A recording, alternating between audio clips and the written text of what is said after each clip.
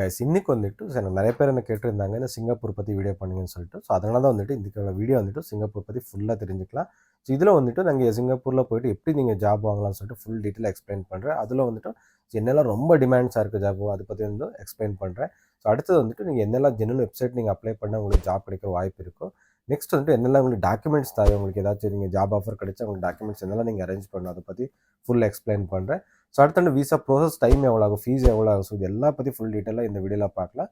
So அதுக்கு முன்னாடி வந்துட்டு என்ன சேனல் புதுசாக பார்க்குறீங்கன்னா ப்ளீஸ் சப்ஸ்கிரைப் பண்ணி பாருங்கள். இந்த வீடியோ கடைசி வரைக்கும் பாருங்கள், பிடிச்சினா ஒரு லைக் பண்ணுங்கள், ஸோ இல்லை டிஸ்லைக் பண்ணுங்கள். சரிங்களா? ஸோ ஃபர்ஸ்ட் வந்துட்டு இந்த சிங்கப்பூர் பற்றி ஒரு அவுட்லைன் உங்களுக்கு சொல்லிடுறேன். ஸோ இதோட கேபிட்டல் வந்துட்டு சிங்கப்பூர்னு சொல்லுவாங்க. ஸோ மற்ற வேறு சிட்டி ஒன்றுமே இல்லை, சிங்கப்பூர்னு சொல்லுவாங்க.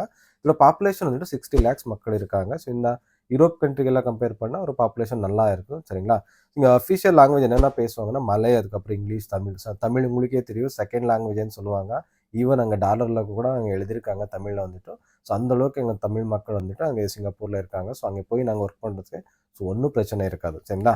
ஸோ என்னெல்லாம் பார்டர்ஸ் வந்து இந்த கண்ட்ரி ஷேர் பண்ணியிருக்கோம், இந்தோனேஷியா, அதுக்கப்புறம் மலேசியா, இந்த மாதிரி 2-3 கண்ட்ரி வந்துட்டு இந்த பார்டரில் ஷேர் பண்ணியிருக்கோம். ஸோ அடுத்த அஃபிஷியல் கரன்சி என்ன யூஸ் பண்ணாங்கன்னா சிங்கப்பூர் டாலர்னு சொல்லுவாங்க. இது இந்தியன் வேல்யூ வந்துட்டு 61.60 இருக்குது. இன்னி கூட வேல்யூ வந்துட்டு இது டெய்லி சேஞ்ச் ஆகிட்டே இருக்குது. சரிங்களா? ஸோ இங்கே வந்துட்டு ஆவரேஜ் சேலரி எவ்வளோன்னா 70,000 உங்களுக்கு டாலர்ஸ் இங்கே தராங்களா, அது வந்துட்டு இயர்லி வந்துட்டு. சரிங்களா? இது இந்தியன் மணி கம்பேர் பண்ணால் உங்களுக்கு 43 lakhs ஆகும் அப்ராக்சிமேட்லாம். நெக்ஸ்ட் வந்துட்டு இங்கே டைப்ஸ் ஆஃப் ஒர்க் விசா மெயினாக வந்துட்டு 2 விசா தான் இங்கே ஒர்க் விசா தான் அதிகமாக வந்து யூஸ் பண்ணுவாங்க. ஸோ அதை பற்றி மட்டும் தான் சொல்லுவேன். இந்த இ பாஸ் அதுக்கப்புறம் எஸ் பாஸ் மட்டும்தான். இந்த 2 தான் வந்துட்டு அதிகமாக இந்த ஒர்க் விசாவில் வந்துட்டு யூஸ் பண்ணுவாங்க. சரிங்களா? நெக்ஸ்ட் வந்துட்டு என்னெல்லாம் ரொம்ப டிமாண்ட் ஜாப்ஸ் இருக்குன்னா அதை பற்றி பார்க்கலாம்.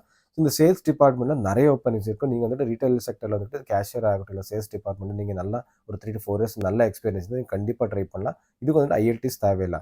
ஸோ ஐஎல்டிஸ் எல்லாம் எந்தெந்த ஜாபுக்கு தேவைன்னா இந்த டீச்சர்ஸ், அதுக்கப்புறம் வந்துட்டு நர்சஸ், அதுக்கப்புறம் டாக்டர்ஸ், இந்த மாதிரி கேட்டகரிக்கெல்லாம் போகிறாங்களா. ஸோ அவங்களுக்கெல்லாம் வந்துட்டு இந்த ஐஎல்டிஸ் எல்லாம் தேவை. சரிங்களா? மற்ற அன்ஸ்கில் லேபர்ஸுக்கு வந்துட்டு நீங்கள் ஐஎல்டிஸ் வந்துட்டு தேவை இருக்காது. சரிங்களா?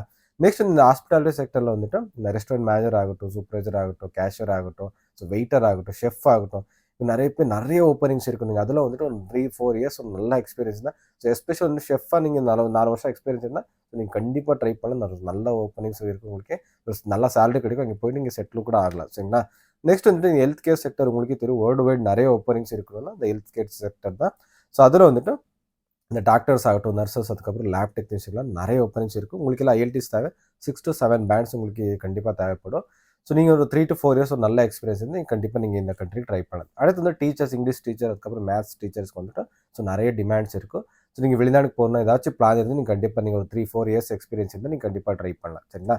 ஸோ நெக்ஸ்ட் வந்து வேரோஸ் ஒர்க்கர்ஸுக்கு கூட நிறைய ஓப்பனிங்ஸ் இருக்கும். நெக்ஸ்ட் வந்து ஐடி செக்டரில் கூட நிறைய ஓப்பனிங்ஸ் இருக்கும். ஸோ அதுக்கப்புறம் இந்த கன்ஸ்ட்ரக்ஷன்ஸ் ஒர்க்கர்ஸ் எல்லாம் எப்படி தெரியுமா, ஸோ அங்கே லோக்கலில் உங்களுக்கு எல்லாம் ஜாப் இந்த அன்ஸ்கில் லேபர்ஸ் வந்து கிடைக்க மாட்டாங்க. ஸோ அதனால வந்துட்டு ஸோ வெளிநாடு வந்து அங்கே ஸ்பான்சர் கொடுத்துட்டு கூட்டிகிட்டு போவாங்க. சரிங்களா? ஸோ நெக்ஸ்ட் வந்து இந்த ஜாபில் எப்படி அப்ளை பண்ணணும்னா, ஸோ எல்லாரோட வெப்சைட்டோட லிங்க் வந்துட்டு நான் கீழே உங்களுக்கு தரேன். ஸோ அதில் போயிட்டு நீங்கள் ட்ரை பண்ணலாம். ஸோ அப்ளை பண்ணும்போது நீங்கள் என்ன பண்ணணும்னா, ஸோ என்னென்ன அங்கே ஜாப் டிஸ்கிரிப்ஷனை படித்து பார்த்துட்டு என்னெல்லாம் கேட்குறாங்கன்னு பார்த்துக்கோங்க. அவங்க எத்தனை வருஷம் எக்ஸ்பீரியன்ஸ் கேட்குறாங்க, அதுக்கப்புறம் இங்கிலீஷ் டெஸ்ட் உங்களுக்கு ஐஎல்டிஸ் தேவையா இல்லை அதை பற்றி மென்ஷன் பண்ணியிருப்பாங்க. அதை பண்ணியிருக்காங்களா இல்லையான்னு செக் பண்ணிக்கோங்க. ஸோ அடுத்தது வந்துட்டு ஸோ அவங்க வீசா தராங்களா இல்லையான்னு சொல்லிட்டு அது மட்டும் செக் பண்ணிவிட்டு சரி நீங்கள் அப்ளை பண்ணிக்கோங்க. ஸோ ரேண்டமாக வந்துட்டு நீங்கள் அப்ளை பண்ணாதீங்க, ஏன்னா வந்துட்டு அக்செப்ட் பண்ண மாட்டாங்க. அதனால தான் வந்துட்டு அட்லீஸ்ட் உங்கள் ஜாப் டிஸ்கிரிப்ஷனில் மேட்ச் ஆகிற மாதிரி வந்துட்டு உங்கள் சிவி வந்துட்டு ரெடி பண்ணி கொடுங்க.